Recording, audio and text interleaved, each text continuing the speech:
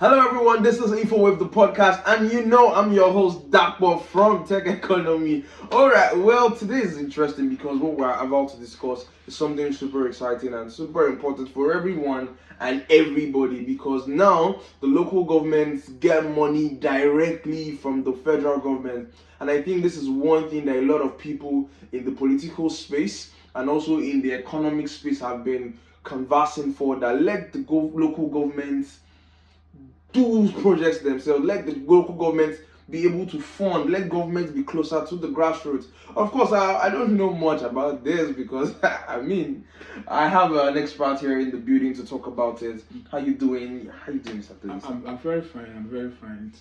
It's good to be here one more time. And let me say that thank you very much for the opportunity to be here and for the choice of topic you have chosen to actually let us discuss or talk about. It's a nice one. Yeah, interesting stuff. Okay, so the conversation is about to start, but first of all, do not forget to like, share, subscribe, and turn on the notification bell. Super important. And let the conversation begin. Alright, so according to the 1999 Constitution, I know there's provision for the local government, and the local government is recognized. And so, what's different now? What's this new bill or what's this new law that has been passed, and why are a lot of people excited? I saw a tweet where somebody said, "Oh, local government chairman are the new ballers in the house now." Very well. Yeah, to get a proper perspective to the subject matter of the local government financial autonomy, I think we need to start by saying that what exactly does the autonomy itself presupposes, and we're talking about let's say freedom, ability to control resources, and that specifically talks about to engender development at the grassroots level, and we will not be kind to ourselves by just making reference to 1999 Constitution.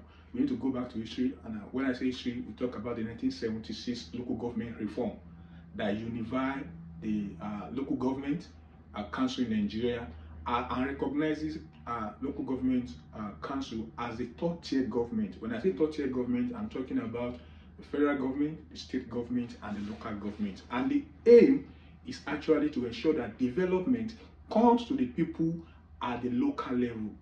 Clearly, the federal government cannot be held everywhere. The state government cannot also be everywhere. The local government is bringing the government to the people at the doorstep of the people who can decide who be their leader. That is through election, and the local government executive, from the local government chairman, councillors, and what have you, can also spot the challenges of the people and then come to their succor. That's what local government should do. But event over time has changed.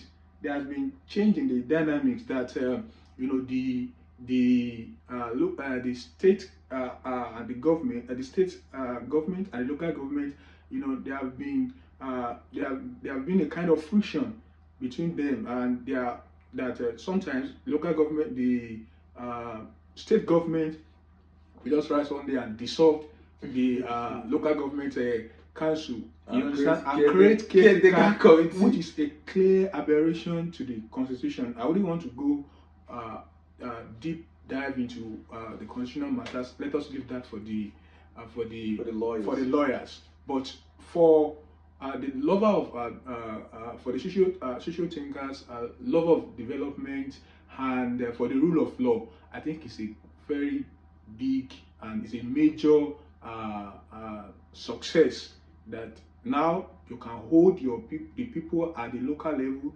the local government bosses can hold them responsible, and then you can track level of development and you can ask questions, as it were. I think for that is a very big development, and a leapfrog development, as the case may be, in the annals of history of this country. So, are you saying this is a big congratulations and a big achievement for the Tinubu-led administration? Very well. For the President Bola Ahmed Tinubu administration, is a big win. Interesting stuff. So I would like to, what's now the check and balances system like? Because we've seen abuse of power, we've seen where they pay state allocations. I mean, there's some case that was in court at one point in time where a governor paid his child's school fees up front, with state money.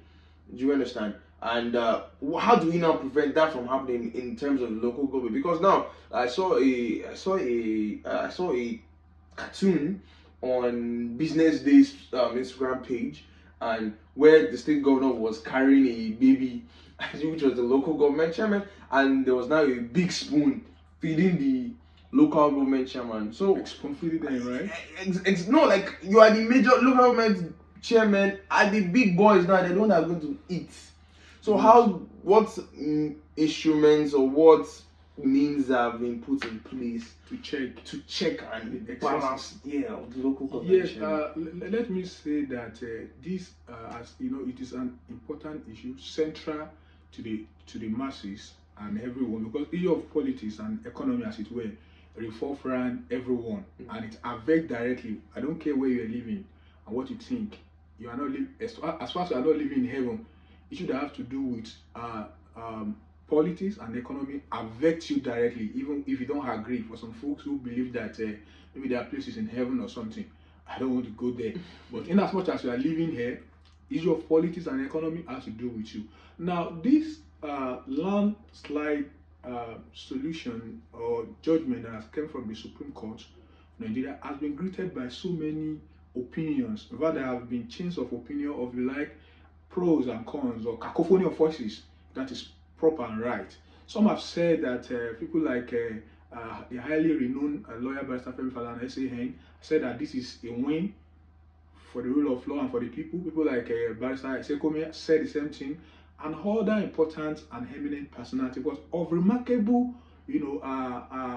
of a remarkable importance and reference. And two other people, one yesterday evening, former governor, I wouldn't want to mention him, said that you cannot separate the child from the baby. He was referring to the state government as the mother and the baby, and the local government as the baby. That there is an umbilical cord that joins these two entity or these two apparatus of state together, and in a way there is no way you can separate them. Another governor said this morning, I just flipped through that, said that it's a kind of distraction, that such a judgment is a kind of distraction, that the problem we have is not that it's not that of the autonomy of the third tier of the government, which you will call local government council, but what the problem we have is that we need to concentrate much effort in productivity, that we need to produce more, and thereafter we have more to share. So those are opinions that has greeted the idea. But the idea is that for local government to work itself, we need much of transparency and sincerity, and also we need active citizens to begin to ask serious questions from people. You know, we live in a climate where the people who are supposed to be servant leader are now because of the position authority, have now become demigods. People who are supposed to be answerable to the people, to the led, are now the ones that are setting the pace. And these folks that has come to power, they are there, or they came there on the submitted will of the people. They did not come there by themselves. But what we have over time is that instead of us to be asking them questions, that what is going on here, the social amount of money has been allocated to projects, what level of work has been done, when do we expect this project to be completed? What the masses are doing is saying, hey, Baba, Baba, Baba, we are just keep on just managing issues. So for this to work, we need to have a properly educated citizenry that will begin to ask questions. Now the local government, the money is coming to the local government now. They will begin to ask, what has been the level of development in our local, so amount of money, the money coming from the government can be tracked. And you can ask questions that what has been done with so kind of money that has come to the cover of the government at the local level. What project is your local government, what is it looking towards? And if that is not done, you should be able to ask why it is not done. But for us to do that, we need to know what exactly is expected of us and how to go about it.